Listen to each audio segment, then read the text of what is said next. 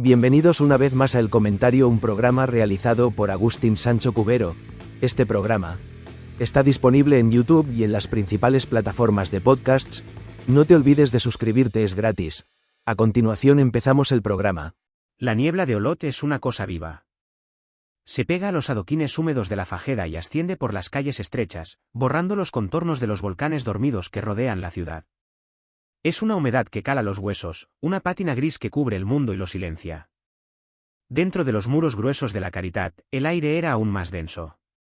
Era un aire quieto, cargado con el olor dulce y metálico de la enfermedad en sus fases terminales y el penetrante aroma a desinfectante que intentaba, siempre sin éxito, enmascararlo. El edificio era antiguo, un lugar de piedra oscura que había visto pasar generaciones, pero ahora su función principal era la de ser un depósito de finales. Un lugar donde el tiempo no avanzaba, solo se acumulaba en capas de polvo sobre los muebles y en las arrugas de los residentes.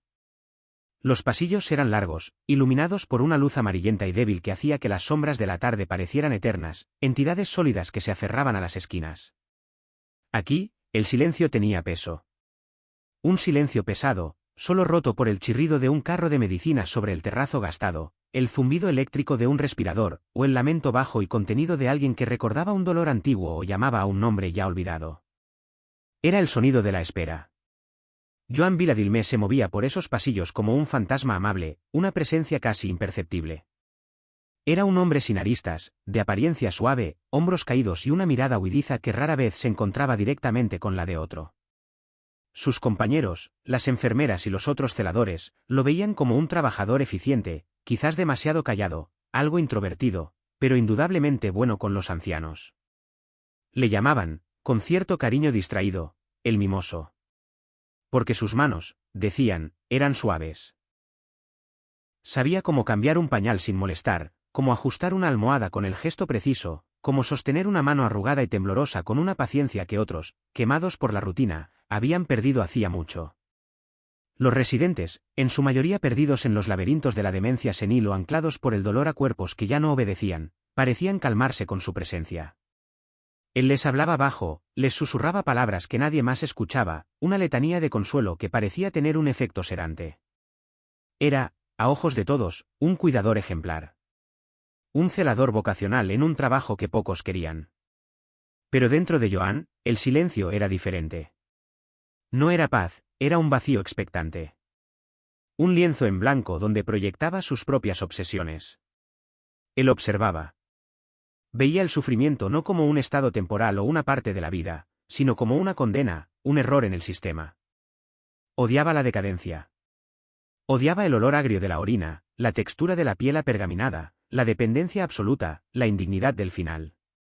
Sentía una repulsión física profunda por el proceso de morir, pero al mismo tiempo, una atracción magnética e incontrolable hacia él. Se sentía investido de un poder que nadie más reconocía. Los médicos venían, recetaban dosis de mantenimiento, y se iban.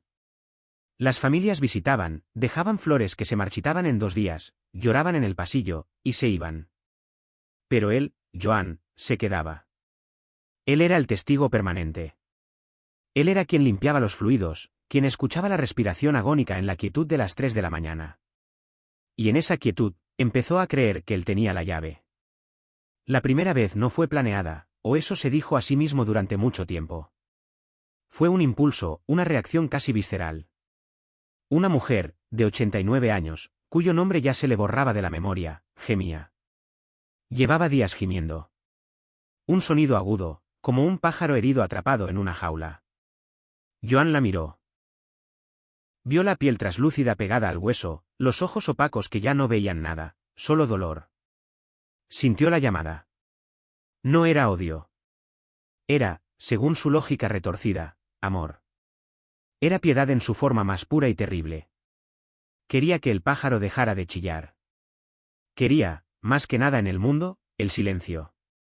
Cogió la medicación. Un cóctel de psicotrópicos que guardaban bajo llave, pero él sabía dónde estaba la llave.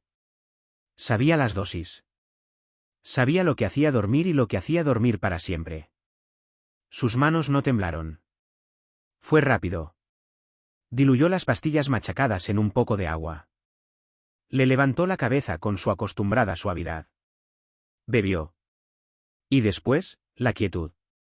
La habitación se sintió limpia. El aire dejó de vibrar. Él se sintió poderoso. Se sintió limpio. Había hecho lo correcto. Había sido un ángel. El ángel de la misericordia. El segundo fue más fácil. Y el tercero, casi una rutina. Joan descubrió que tenía un don. Podía ver quién estaba listo. Podía sentir la llamada. Él, y solo él, decidía cuando el sufrimiento era insoportable. Se convirtió en el juez silencioso de la caridad. Un juez que administraba su propia justicia compasiva. Caminaba por los pasillos con un nuevo propósito. Ya no era solo un celador. Era un libertador. Miraba a los residentes de una forma nueva. Este sí. Esta todavía no. Este quizás la semana que viene. Su poder era absoluto porque era invisible. Cuando alguien moría en su turno, nadie sospechaba. La muerte era la moneda corriente en la caridad. Los ancianos mueren. Es lo que hacen. Morir en paz, mientras dormían, era considerado una bendición. Y Joan repartía bendiciones. Pero la compasión es un disfraz extraño, y el poder corrompe de formas silenciosas. A veces, la compasión huele a lejía. Joan empezó a impacientarse. Los medicamentos eran lentos, a veces fallaban. A veces requerían dosis demasiado altas que podían ser rastreadas. Necesitaba algo más puro, más definitivo. Su lógica interna se deformó un poco más. Si el objetivo era el fin, el método era secundario. Empezó a experimentar. La insulina. Tenían insulina en la enfermería. Una sobredosis masiva era rápida, silenciosa, y simulaba un fallo cardíaco o un coma diabético, algo común en pacientes de esa edad. Era limpio. Usó la insulina varias veces. El resultado era el mismo. La paz. El silencio. La habitación ordenada de nuevo. Sin embargo, había algo aún más accesible, algo que representaba la limpieza absoluta que él tanto ansiaba. Los productos del cuarto de la limpieza. El desatascador. El líquido corrosivo. Ácido. Lejía pura. La compasión que él describía en su cabeza, esa idea de un ángel suave que alivia el dolor, no encajaba con la agonía de un esófago quemado. Pero en su mente distorsionada, el resultado justificaba la acción. El objetivo era el silencio, el fin del desorden biológico. Si el proceso era doloroso, era un dolor breve, un fuego purificador antes de la nada. El método se volvió más brutal, pero su autoimagen de Salvador permaneció intacta. Estaba Sabina. 94 años. Una mujer menuda que se aferraba a la vida con una terquedad que a Joan le parecía ofensiva. Ocupaba una cama. Gastaba recursos. Sufría, aunque ella insistiera en que no. Joan decidió que era su hora. Una noche, entró en su habitación. La habitación olía a orina y a tristeza. Joan odiaba ese olor. Llevaba una jeringuilla. No de insulina. Una jeringuilla cargada con un líquido transparente que no era agua. Se la administró por la fuerza, directamente en la boca. Fue horrible. Hubo arcadas, un intento de grito ahogado. Pero fue rápido. Cuando terminó, Joan limpió la habitación. Cambió las sábanas. Abrió la ventana para que entrara el aire frío de la garrocha. Cuando la enfermera de la mañana encontró a Sabina, la encontró limpia, ordenada y fría. Otra muerte natural. Joan se sintió satisfecho. Había restaurado el orden. Los meses pasaron. 2009 se convirtió en 2010. La cuenta de Joan crecía. 5. 7. 10. Cada muerte lo envalentonaba. Se sentía intocable. Era el dueño de la vida y la muerte en ese pequeño universo de pasillos amarillentos. Sus compañeros seguían viéndolo como el mimoso. Incluso bromeaban sobre su mano mágica. Decían que en su turno, los pacientes morían en paz. Él sonreía. Una sonrisa pequeña, apenas una contracción de los labios. Entonces llegó octubre de 2010. El otoño cubría olor de hojas muertas y lluvia fina. En la Caridad, ingresó Paquita Girones. 85 años. A diferencia de otros pacientes, Paquita aún tenía chispa. Estaba lúcida, aunque su cuerpo la traicionaba. Y tenía miedo. Sus ojos, aún brillantes, seguían a Joan por la habitación con una desconfianza que él no pudo soportar. La desconfianza era un desorden. Era una afrenta a su autoridad, a su papel de ángel. Paquita lo miraba como si supiera, como si pudiera ver la oscuridad detrás de su uniforme blanco. Joan decidió que Paquita no podía quedarse. ¿Sufría? Él lo decretó. La noche del 17 de octubre, entró en su habitación. Paquita estaba despierta. Lo miró fijamente. Él le preparó un vaso. No eran pastillas. Era el líquido cáustico. Ella no quería beber. Se negó. Apartó la cara. Joan perdió la paciencia. La suavidad del mimoso desapareció. La forzó. Fue una lucha breve, patética. El líquido entró. Y el silencio llegó, pero esta vez, llegó con un hedor químico, un olor agrio y penetrante que se pegó a las cortinas y al aire viciado. Joan, en su arrogancia, no fue tan cuidadoso como siempre. Dejó el vaso en la mesilla. No limpió bien los restos del vómito ácido. Salió de la habitación, molesto por la resistencia. Ese fue su error. El olor. Unos minutos después, una compañera enfermera entró en la habitación para la ronda. El impacto fue inmediato. La habitación olía a muerte, pero no a la muerte habitual de la Caritat. No olía a enfermedad. Olía a producto de limpieza industrial, a lejía, a ácido. La enfermera frunció el ceño. Vio el vaso. Vio la boca de Paquita, quemada, oscura.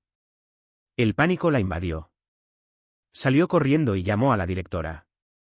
La directora, al ver la escena, supo que aquello no era natural. El castillo de naipes de Joan Viladilme, construido sobre 11 muertes, empezaba a tambalearse por el simple olor a lejía. La directora llamó a los Mossos d'Esquadra. La llegada de la policía rompió la quietud de la Caritat de una forma que ninguna muerte lo había hecho. Los agentes, acostumbrados a la violencia de la calle, se sintieron fuera de lugar en esos pasillos de vejez. Interrogaron al personal.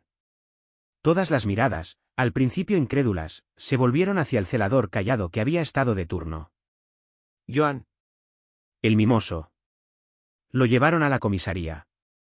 La sala de interrogatorios era fría, gris, iluminada por un fluorescente que zumbaba. El contraste con la atmósfera húmeda y cálida del geriátrico era total. Joan se sentó, con los hombros caídos, mirando sus manos. Al principio, negó. Negó con la cabeza, apenas hablando. Pero Joan no era un hombre hecho para la confrontación. Era un hombre hecho de secretos y rutinas. Sin su uniforme, sin sus pasillos, sin su poder invisible, era solo un hombre asustado. Los investigadores presionaron. Hablaron del líquido. Del olor. De la autopsia preliminar de Paquita. Y entonces, Joan se rompió. No fue una explosión, fue un derrumbe silencioso. Las palabras empezaron a salir, primero como un susurro, luego con una claridad aterradora. Sí, había sido él.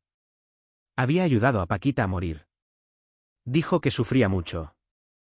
Que se lo pedía. Dijo que fue compasión. Los agentes se miraron. Habían esperado una confesión, pero la calma con la que la entregaba era escalofriante. Le preguntaron si había más. Joan dudó solo un segundo. Y entonces, la presa se abrió del todo. Sí, había más. Estaba la mujer de la habitación 112. Y el hombre de la 204. Y Sabina. Y la mujer que gemía. Empezó a enumerarlos. Contó 3. Luego dijo que quizás 5. Siguió hablando, como si aliviara una presión interna. La cifra subió. 8. 10. 11. 11 muertes. 11 ancianos a los que había ayudado a morir en poco más de un año. Los investigadores no daban crédito. 11 asesinatos en serie en el lugar más improbable, a manos del hombre más improbable. Él insistía en su motivo. Lo hacía por compasión. Porque los quería. porque no soportaba verlos sufrir. Era su misión.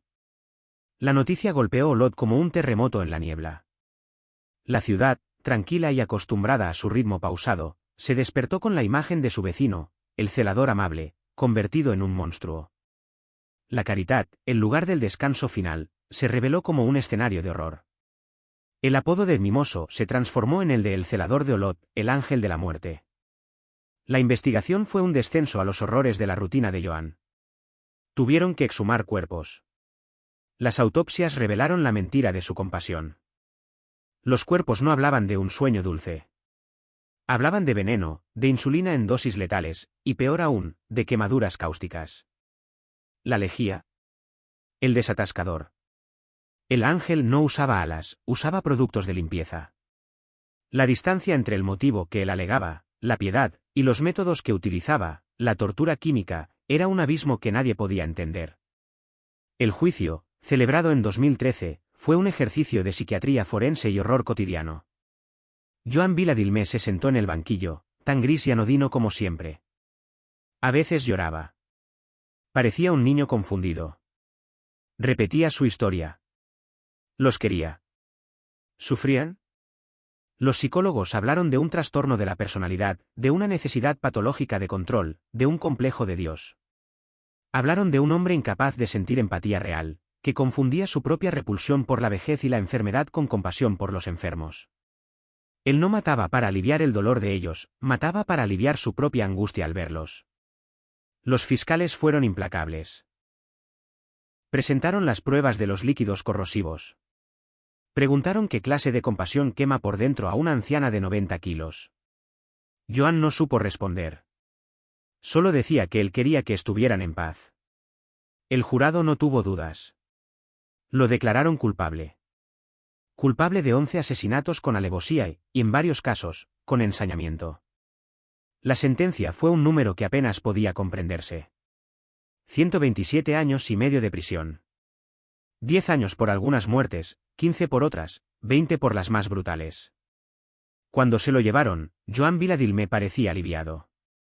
La máscara del mimoso se había disuelto, revelando el vacío que había debajo. Ya no era el ángel de la muerte ni el juez silencioso de la Caritat. Ya no tenía el poder sobre la vida y la muerte.